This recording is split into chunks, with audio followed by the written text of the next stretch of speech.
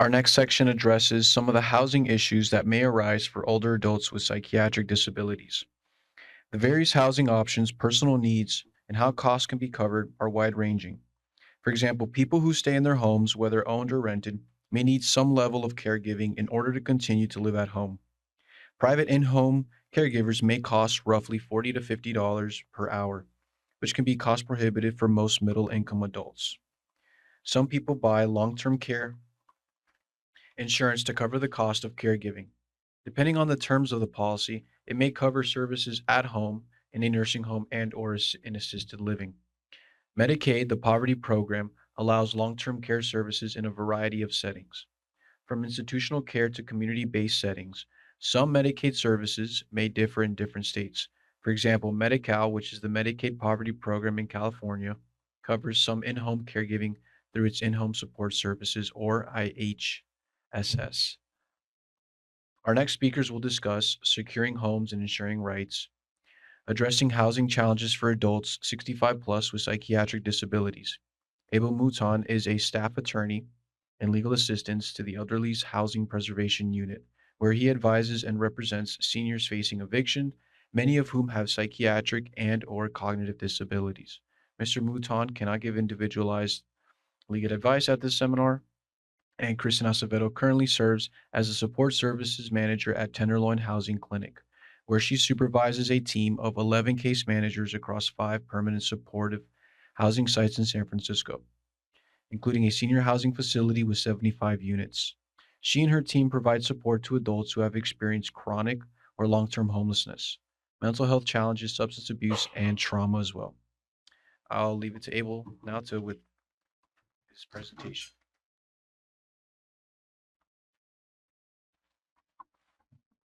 Hello, my name's Abel. I work at Legal Assistance to the Elderly, which is here in San Francisco. We provide a wide range of legal services to people who are eligible for our services.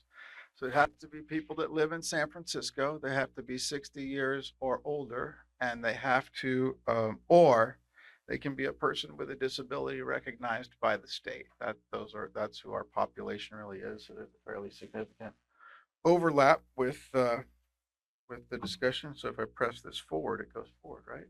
Oh, overview. All right.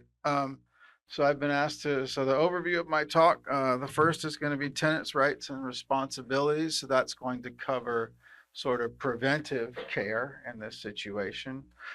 I was asked to provide an example of what the landlord's point of view might be on a nuisance case. It's not something that I'm very well acquainted with, but I hear from them a lot. Um, there's going to be a point on what I wish you knew before you moved in as an eviction defense attorney. There's going to be a section on competing interests, a section on accommodations, and finally, a section on settlement. So all of this stuff kind of mixes together, um, but we'll cover it all. So basically, I work in LA's Housing Preservation Unit. I'm an eviction defense attorney. So all I do all day, every day is defend people who are facing eviction. Um, there's no income threshold for our services. So no matter how much money you can make, you can come get legal services from Legal Assistance to the Elderly. However, our clientele does tend to skew towards the bottom of the pay scale for the most part. It does happen though. We do get rich people occasionally. And many of our clients are in public housing, which often will have its own set of concerns. So the first section is tenants' rights and responsibilities. So I guess a way to think of it would be that there's a sacred trust between a landlord and a tenant. And that sacred trust depends on the tenant paying their rent every month on time and in full for the duration of the tenancy agreement. And in exchange for that, the landlord will let them live in whatever premises are defined by the settlement agreement until not the settlement agreement, the rental agreement, until it expires. So basically, all of the tenant's rights will depend heavily on whether or not they're continuing to pay their rent regularly. The other thing is you can't intentionally damage the premises beyond regular wear and tear. And there are disputes about what that might mean, and that's part of my job, is disputing what that might mean. Typically, the position that I take is that anything that comes from just living in the apartment, that you're not responsible for. But if you're going to do something more like light a fire in your kitchen, if you're going to try to have a barbecue inside, if you're going to pour concrete down the toilet. And so the third thing is live in peace with your neighbors. There's lots of stuff in the law about what all of these things mean, and they're defined pretty granularly. But those are the main things that it's really hard to evict a tenant who's paying their rent on time and in full every single month, not intentionally damaging the premises, and that they live in peace with the neighbors. And so what the tenant gets out of that is they can live in that premises defined in the rental agreement, and that the premises must be habitable. So that means the landlords are responsible to make repairs for all kinds of things. There's a list in Code of Civil Procedure 1941.1. What does it take to make an apartment habitable? What does it take to be someplace that a person can actually live? There's a certain amount of common sense involved. It's going to be things like water, heat, different kinds of utilities, access, garbage, and these are listed. If the landlord's not doing that, they're not fulfilling their end of the agreement, and you should sue them. Let's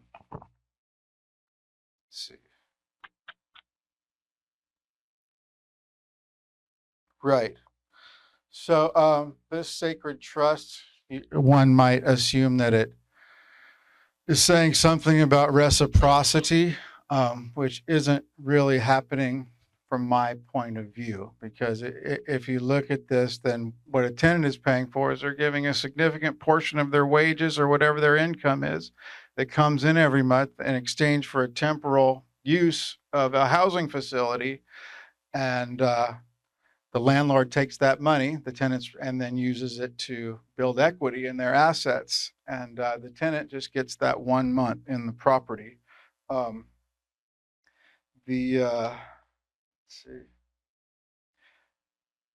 Oops, that was the wrong direction. Landlord point of view. All right, we'll get to that in a second.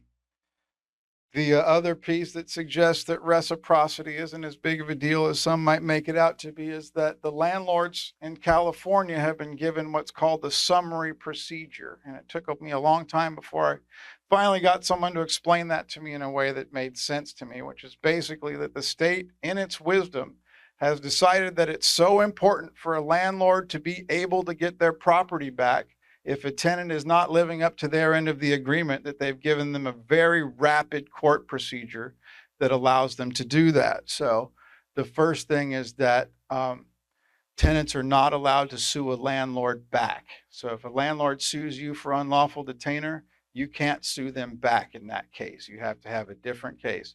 How many of my clients would like to sue their landlord back? Every single one of them. But that's not available in this procedure. The other thing in this procedure is that all of the deadlines are pushed up. So it's way faster. They just got a little bit longer, but typically in a civil case, you'd have 30 days to respond to a complaint. Whereas in an unlawful detainer, it was 5 days to respond until January 1st of this year. And now we have 10, but we lost some other stuff that we liked. We have a quick question. Yeah. Later, okay. Let's see.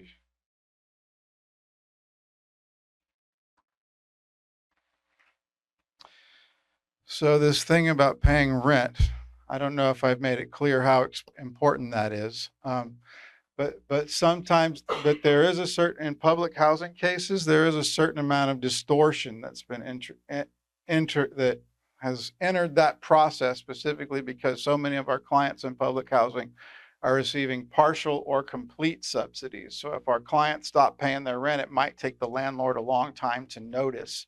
But they can notice for non-payment as soon as the client is late on rent, past whatever the date defined. I think it's usually 5 days. So the law basically says is that except for in a few specific circumstances, there has to be a good reason to evict the tenant. And the first good reason to evict the tenant is that tenant has not been paying their rent. So a landlord can, as I said, they can file on that. They can give you an eviction notice as soon as you stop paying your rent on time. The second is nuisance, which I think is what I'm going to talk about more today.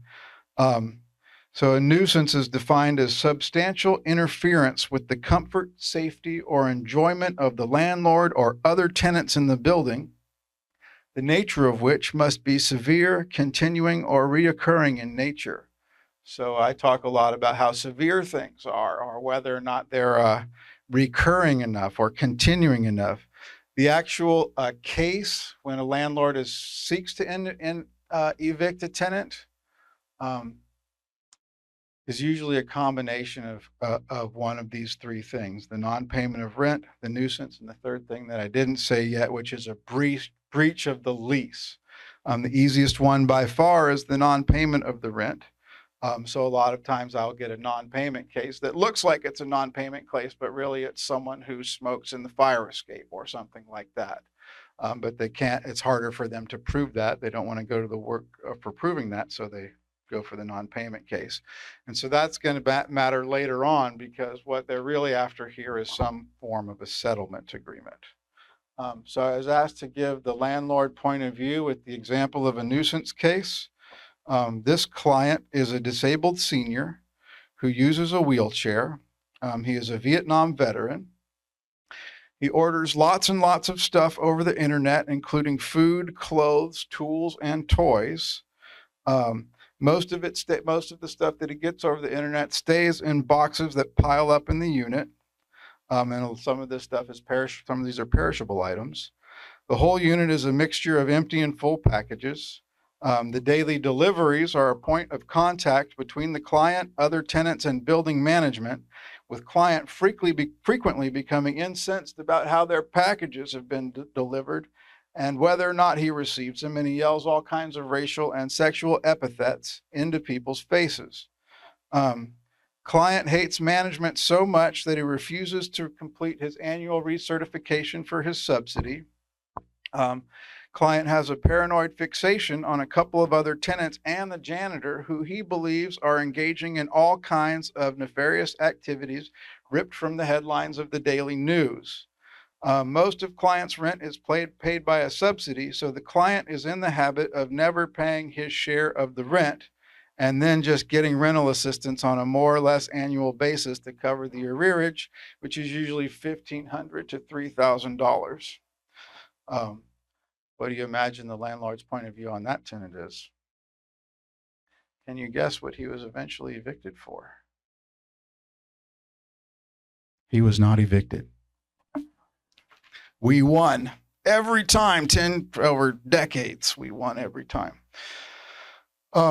So what I really wished that a tenant knew before that they moved in, that's how long I've been talking, or how long I have left? Okay.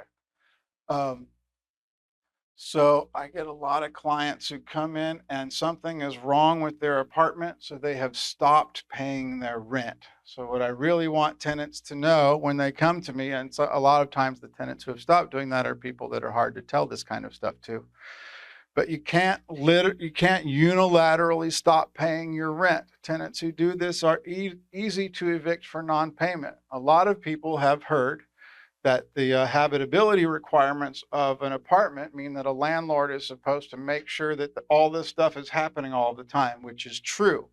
The landlord, one of the steps that my clients tend to skip for a number of reasons, is informing the landlord that these conditions exist in their unit.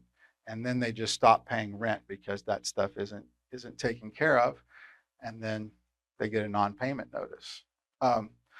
The next thing that's very important is tenants cannot deny their landlord entry if it's properly noticed per state law. So the state law just says that they need to give reasonable notice. So there's some dispute. You can dispute what reasonable notice is, but over a period of time, it's come to be accepted that that's pretty much 24 hours. It's not enough time for a lot of clients, and many of my clients are under the impression that the landlord doesn't really need to come in to do a repair, or whatever repair the landlord is going to come in to do is not the repair that they need to do. They're going to come in to take photos of all the tenant stuff, and so they can do terrible things to them later. But that's not a reason to deny the landlord entry. If the landlord enters properly, or the landlord notices properly, you've got to let them in. And that's just with the thing that says on the door. And a lot of times it'll also say something like, if you don't let them in, if you don't let us in when we come, then we can evict you for that. Yes.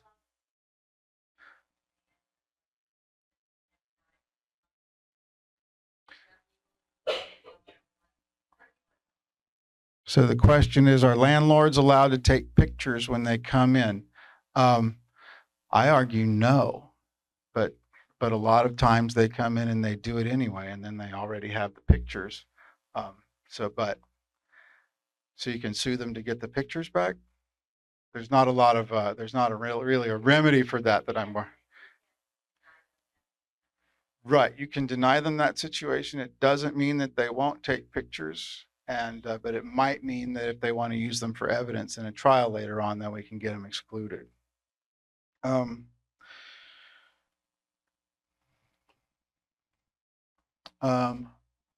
Example of, I'm going to skip ahead to creative approaches to accommodation. I was asked to speak about reasonable accommodation today.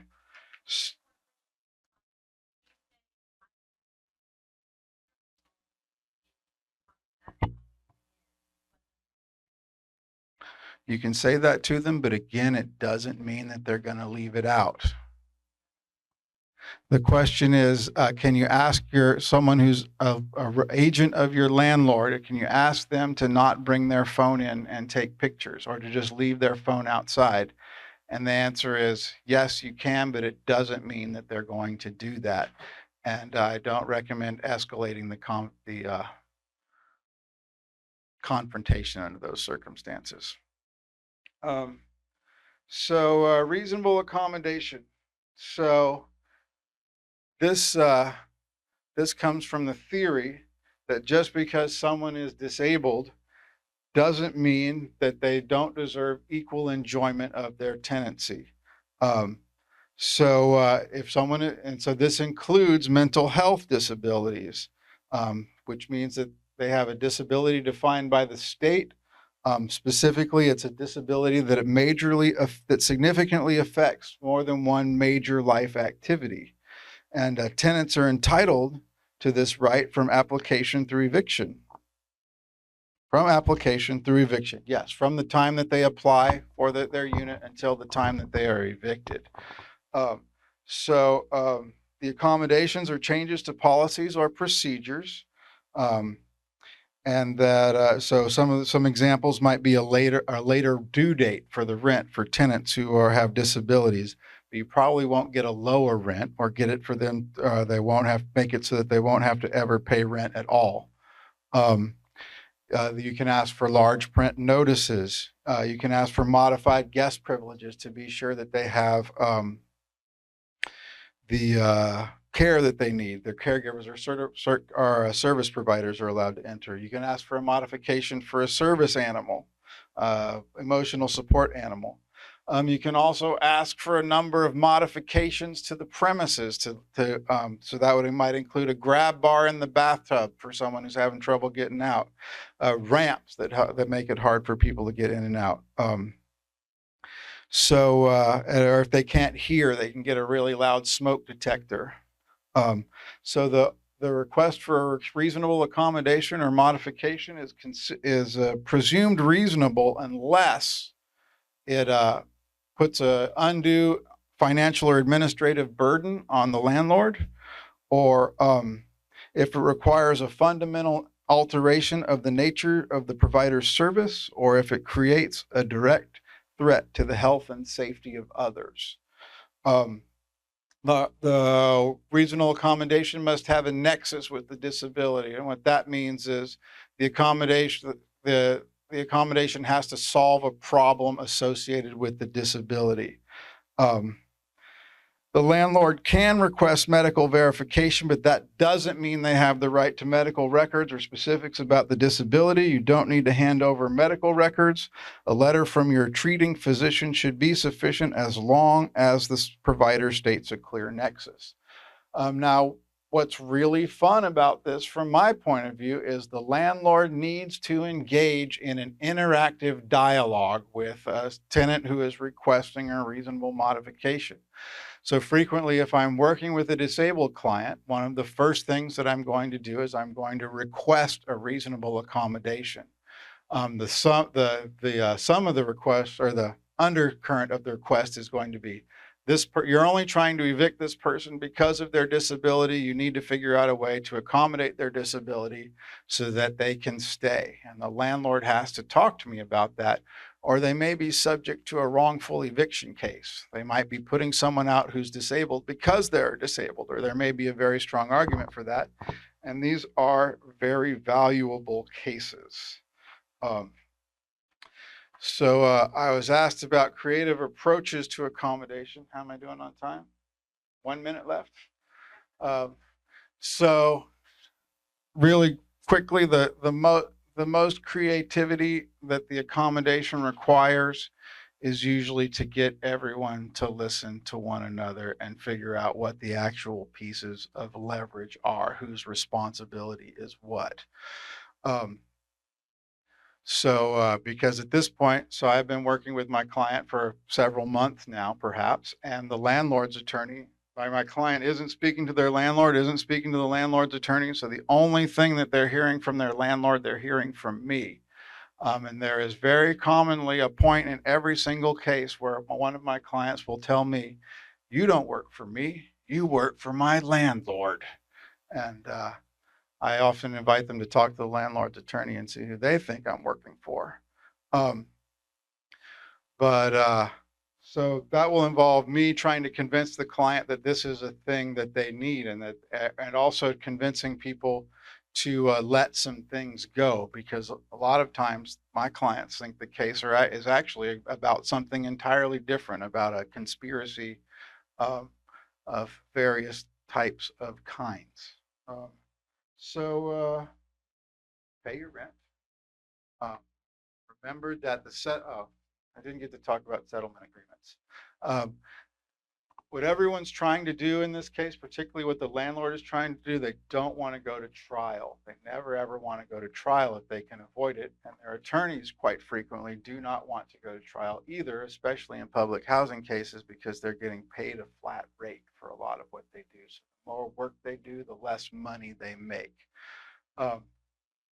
So what they're trying to get out of this is they want the client to be so scared that they're going to be evicted that they will sign a settlement agreement just to make the case go away. But what the settlement agreement actually does at its basis is it gives the landlord the right to evict the tenant without going to trial in the event that the tenant is unable to live up to the concerns in the settlement agreement. So a lot of times they're going to try to smuggle in terms. So I said they're saying the case is about one thing, but really there's several things going on. So they're also going to want payment of the rent in it. They're also going to want taking out your garbage all the time. And they're going to try to put things in about the lease, following the lease. And depending on how good the case is, I'm always trying to get rid of things that are going to be permanent or that are going to be long-term. So things to look for: tenant must obey house rules. Yes.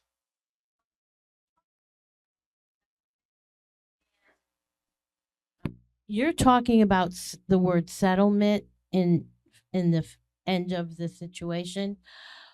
But what is the difference between the settlement and the stipulated judgment? Because I went through that and I did not get a settlement. I got a stipulated judgment. Can you address that, please? They're interchangeable terms for the exact same thing. I always want it to be called a conditional stipulation for the entry of judgment. They always want it to say a stipulation for entry of judgment, just as though you're admitting that you did something wrong, no matter how clear the thing may be on it. They're the exact same thing, though. And the dismissal that I received, I won, of course, and and it just happened too. The dismissal was given to me was the request for the dismissal, but I did not assume that that was logically the real settlement until I went to the courts on McAllister Street and they gave me it stamped. So is there anything beyond that? Like once it's stamped and filed by the clerk, is that finalized? Because it says request on the paperwork, and request is different than final settlement. Can you address that? So the request for dismissal is usually put forth by the plaintiff of a case, the person who started the case and the whole point, and they're saying, I don't want to do this case anymore. So the court just dismisses it based on that request most of the time. The stipulation is something else. The dismissal comes after the stipulation most times. Is the stipulation adhered to after the case has been dismissed? The case is usually dismissed after the stipulation has been fulfilled. So after both sides have done everything that they agreed they would do at the end, and usually that's the expiration of a time period, that's when the landlord is supposed to dismiss the case. So the stipulation is before the dismissal because you have adhered to the proper terms in that. And so stipulation just means agreement. Okay. Thank you very much. Sure enough.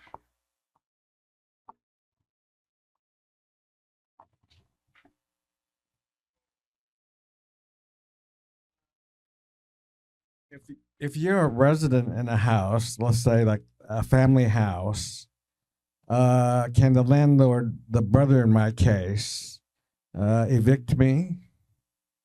I'm not sure from that little bit of information. I don't know. Good question. But that's probably broader than a question that I can answer at this event. Next speaker. We're going to be grouping all of the housing questions together at the end of Kristin's presentation. So is this your last slide? Yes, I'm done. I think the last slide says. Okay, we'll just grab this one question, and then for those of you asking questions online, we'll be adding those to our Q&A. Can a landlord evict a tenant because? No, can a tenant be protected by SSDI if they're receiving SSDI from eviction? Depends on if they're paying their rent or not. They're paying their rent on time. They're keeping the property clean. They don't make loud noises. Everything is within the law. They can't evict them just because they're on SSDI. That's discrimination. Okay, no, does SSDI protect the tenant from being evicted? No. Really?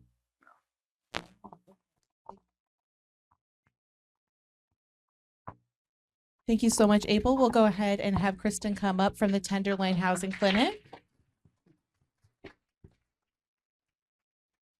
And then Kristin, feel free to go ahead and adjust the mic to a different height. And then the click. Put it back in there. I just don't want to drop it. I'm sorry. I don't trust myself. Yeah, that'd be rad. Is the presentation in there? Cool. Hello.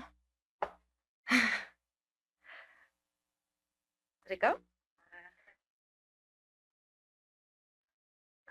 Oh, other way. You said the down arrow. Okay. Hello, my name is Kristin Acevedo. I'm here, I'm representing the Tenderloin Housing Clinic, which is a nonprofit housing organization in San Francisco, California. This section is going to be more about securing housing and the obstacles to housing. For our seniors, in my building, I manage a senior building called the Mouton Hotel for Tenderloin housing, and it's for tenants that are 60 and up. So we'll get more into that.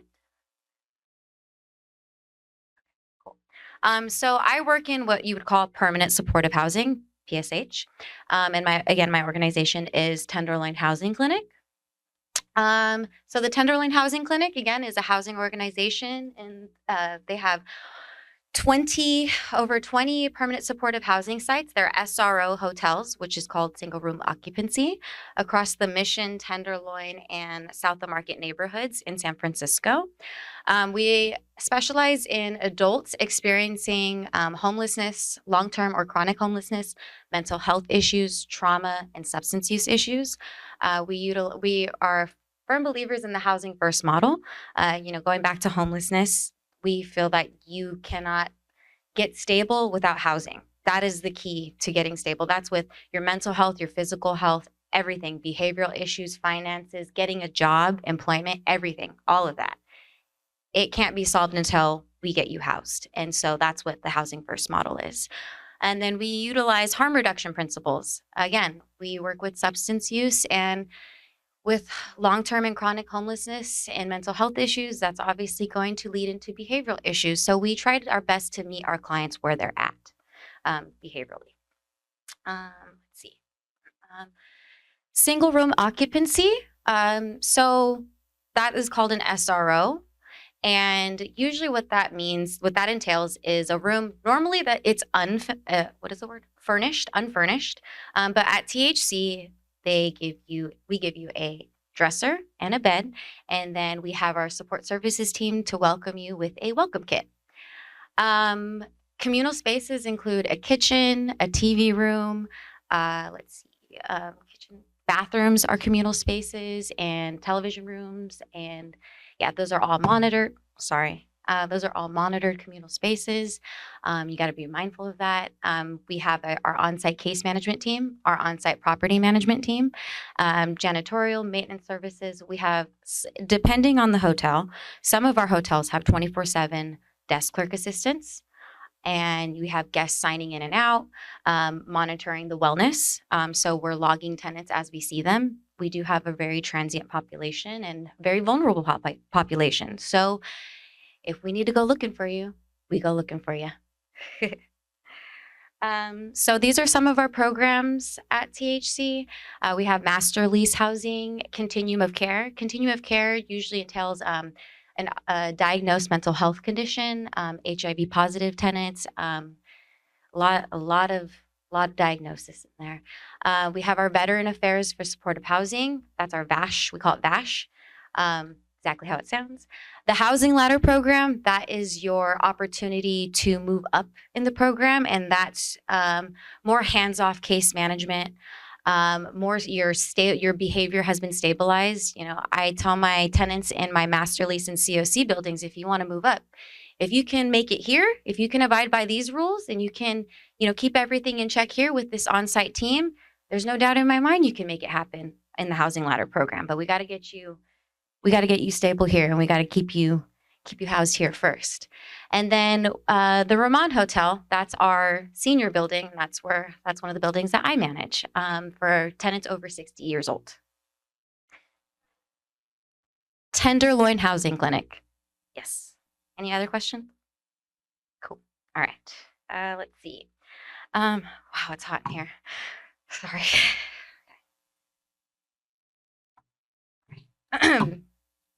Obstacles to securing and maintaining housing. There's a reduction of affordable housing due to increasing real estate. I'm sure you guys have been on Zillow and checked out our property prices. It's pretty insane. And then on top of that, we have an aging population. People are living longer. It was discussed earlier that our population of 60 and over, and then even 80 and over, is going to increase significantly in the next 5 years. These are unprecedented levels of housing, special housing needs for people with disabilities and people over the age of 60. Let's see. Cost of living is gradually increasing more than Social Security income, disability, retirement. Yeah. And then, of course, all of these impact mental health and are with our tenants. And so we're going to go into mental health. We mentioned it before. So there's a lot of mental health issues that we see with our seniors in our SRO communities: loneliness, self-isolation, depression, hoarding, cluttering, and just anxiety overall. The anxiety around gradually losing your independence. Memory issues. That usually opens up a can of worms, because that usually leads into, well, what else am I forgetting? Oh my gosh, I forgot this one thing. What else am I doing wrong? Back to what Dr. Duong said, a lot of times our seniors don't realize when they're slipping. They don't notice it. It's like you're too close to see it. And that's why our on-site support services team, our case managers, and our on-site supportive housing manager, that's why we're there to be vigilant and offer that support and look out for you and have your back and be that support system for you. Let me see. Okay. Let's see. So a part of our support services, obviously we have our on-site case management team. I'm the support services manager, so I manage 11 case managers across our sites. And what that looks like for seniors is vigilant case management style, very observant, sharing your observations with your tenants, noticing those little changes in behavior. And, a lot of times we look for the big things, but it's a matter of, are they leaving the house as often? Are they coming to coffee hour as often as they normally are? Their mood, are you more irritable now? Share more about that. Depression is a huge thing. I'm tired. Having my tenants tell me that they're just tired and they don't want to do it anymore. A lot of what's it called? Refusing care. That's another popular one. And the best thing that we can do is just share, to be present. You're here now, and we're safe. We have a roof over our head, and we have some services available. And so we have, again, our front desk clerk is assistance 24/7. We have our daily wellness check log. We have monthly habitability inspections, and that's when we go. We post a month in advance, and then we give reminders, of course, 24 hours prior. And we go in and we make sure that you're in DPH compliance, Department of Public Health compliance. Is your door opening at a 90-degree angle? Clear paths to the windows, clear paths to the sinks, clear paths to the bathrooms if you have a private restroom. And that's a safety thing. And, I tell my tenants, if something happens to you and we need to go in there and get you, can I go in there and get you? And if there's no clear paths, or for people who use, if there's needles everywhere, that's not safe. And so what we do is we meet them halfway, and we give small obtainable goals, and we give them the tools to succeed. We hold tenant meetings. We have tenant enrichment, and we'll get more into that later. And then community volunteer opportunities, and of course, utilizing day facilities. I love day facilities. Stepping Stone, OnLike has a facility. I love day services. I really do. It gets tenants out of the neighborhood, away from their usual environment. And also it surrounds them with people who are just like them. And that's another thing too that we got to remember in our senior housing is, yes, our tenants have probably outlived everybody in their lives. And then I think it's really cool to remind them that you're surrounded by a bunch of other people who also outlived everybody. You guys should, be friends. It's never too late to be friends. So that's my approach. Anyways, let's see. Tenant enrichment. So every week we have a coffee hour, and we have a food pantry, not at the same time, two different things. We have our monthly calendar distribution. We have a birthday party, and all this also helps keep track of time too. Board games and bingo events. I talked about that earlier and how useful that is to keeping tenants engaged, keeping your brain engaged, and making sure you're not complacent and you're not complacent. Is it complacent? Yeah. Making sure you're not complacent and you're not falling behind and you keep chugging along.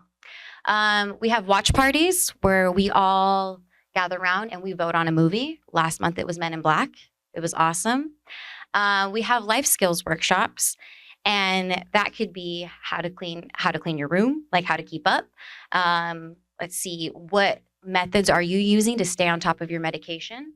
Talk about your relationship with your IHSS worker, your in-home support services worker, your homebridge worker. What works for you? What doesn't work for you? Let's see, what else? Hygiene, keeping up with hygiene. And then also talking about sexual health too with our elderly population. It is important. It's very, very important. We have quarterly tenant meetings where tenants can bring issues, questions, suggestions, or concerns to our team and make sure and we talk about it, make sure it gets addressed. And then also we have leadership opportunities for our tenants, and we can become a tenant organizer. And tenant organizer is exactly how it sounds, where they organize the tenants, we get their opinion, we get the feedback, and we're trying to create that flow, improve that flow of communication between our service providers and our tenants. So unassisted living tenant responsibilities. So Tenderloin Housing Clinic is independent living. You got to be able to manage your basic finances. You got to manage your healthcare appointments and medications. You got to maintain basic habitability standards. You have to abide by terms of the lease.